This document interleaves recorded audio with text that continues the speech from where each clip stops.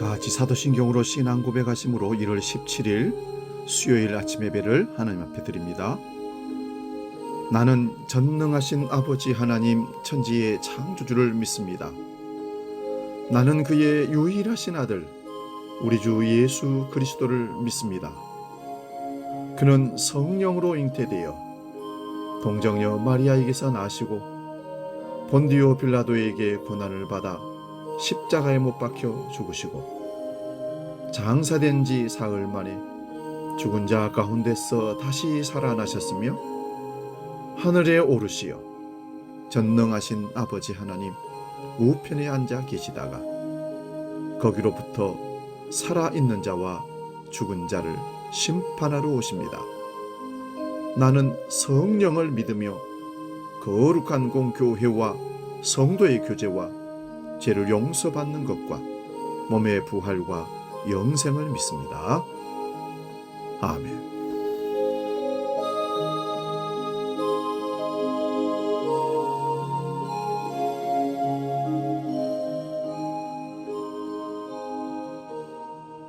찬송가 316장 주여 나의 생명 함께 찬송합니다.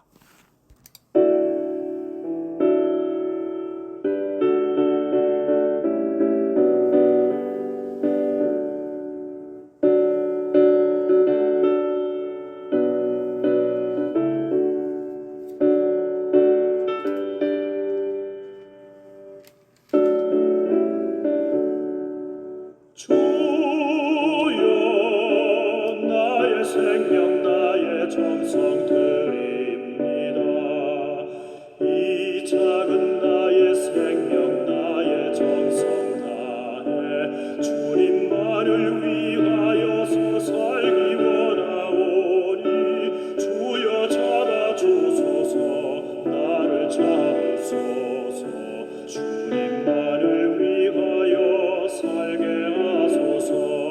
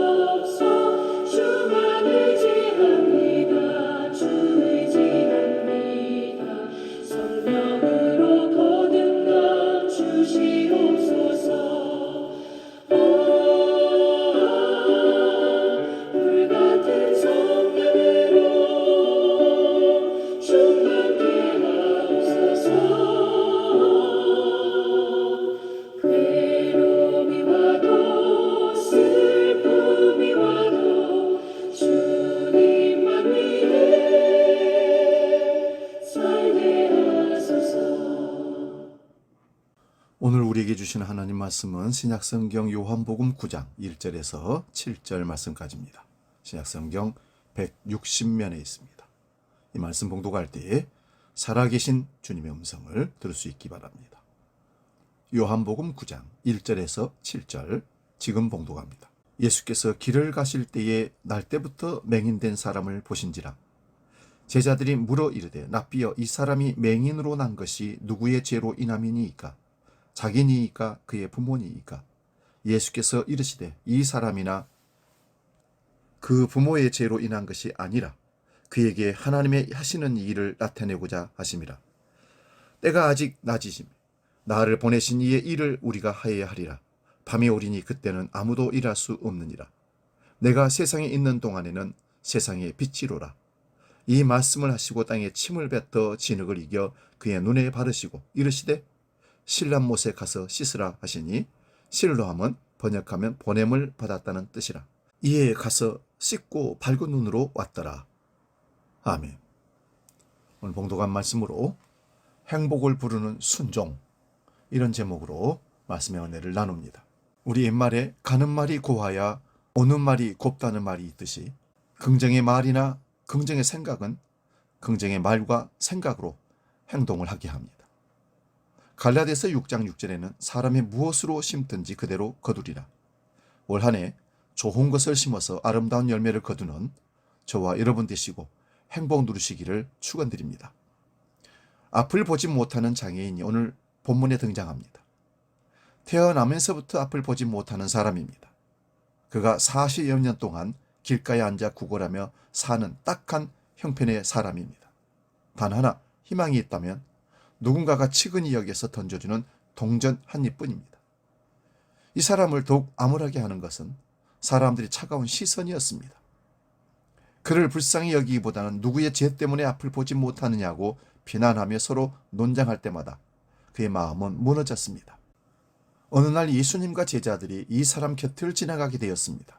그러면서 이런 대화가 오갔습니다. 본문 2절 3절에 라삐여, 이 사람이 맹인으로 난 것이 누구의 죄로 인함이니이까? 자기니이까 부모이니이까? 예수께서 대답하시되 이 사람이나 그 부모의 죄로 인한 것이 아니라 그에게서 하나님이 하시는 일을 나타내고자 하심이라. 예수님이 그의 마음을 이해해 주신 것입니다. 여기서 그치지 않고 예수님은 땅에 침을 뱉어서 그것으로 진흙을 만들어 안못 보는 그 장애인의 눈에 발랐습니다. 그렇게 하신 뒤에 신뢰한 연못으로 가서 씻으라고 명하십니다. 진흙을 개는 행위는 흙으로 만들어진 인간을 연상시킵니다. 다시 앞을 볼 수 있다는 희망이 담긴 메시지였던 셈입니다.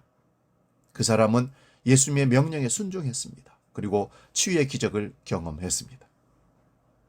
이를 통해 우리는 순종의 의미를 생각해 봐야 합니다. 예수님의 말씀만 따라 아픔을 씻어버리고 영적으로 치유되기를 소망합니다. 예수님은 삶의 문제가 해결될 수 있도록 인도해 주시는 분이십니다. 갈 길을 몰라 방황하는 우리를 깨워 사명의 길을 걷게 하시고 병든 자를 치유하신 뒤 주님의 일을 하게 하십니다. 죄에 빠져 허우적거리는 우리를 건져주시고 의의 길로 인도하십니다.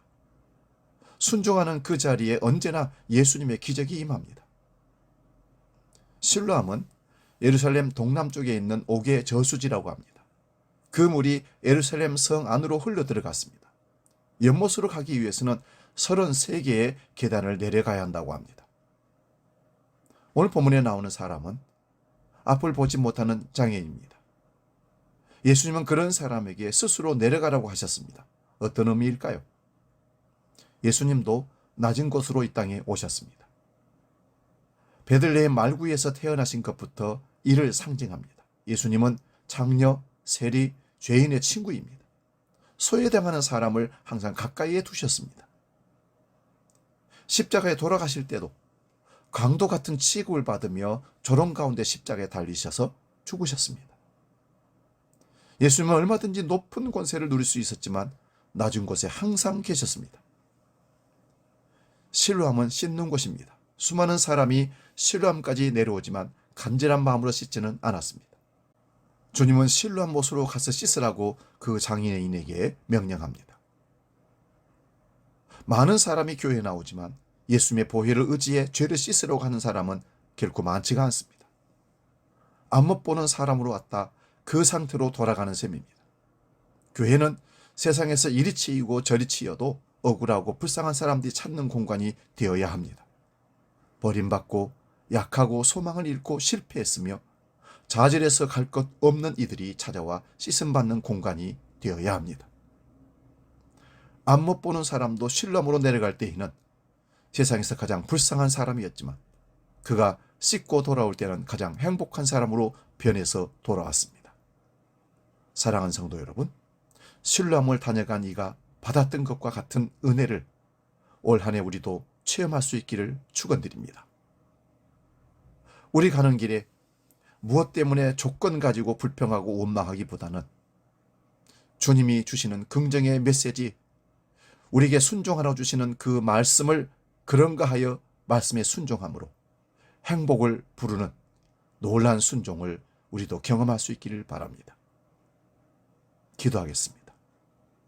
거룩하신 아버지 하나님, 올 한 해도 우리 이치와 상관없이 하나님이 말씀하신 말을 그대로 듣고 하나님 말씀을 순종하기를 원합니다.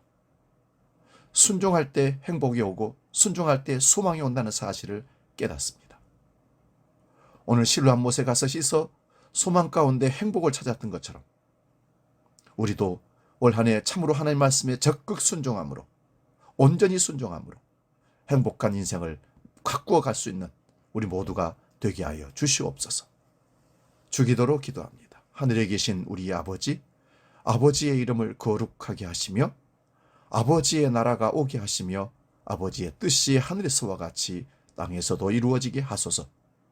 오늘 우리에게 일용할 양식을 주시고 우리가 우리에게 잘못한 사람을 용서하여 준 것 같이 우리 죄를 용서하여 주시고 우리를 시험에 빠지지 않게 하시고 악에서 구하소서.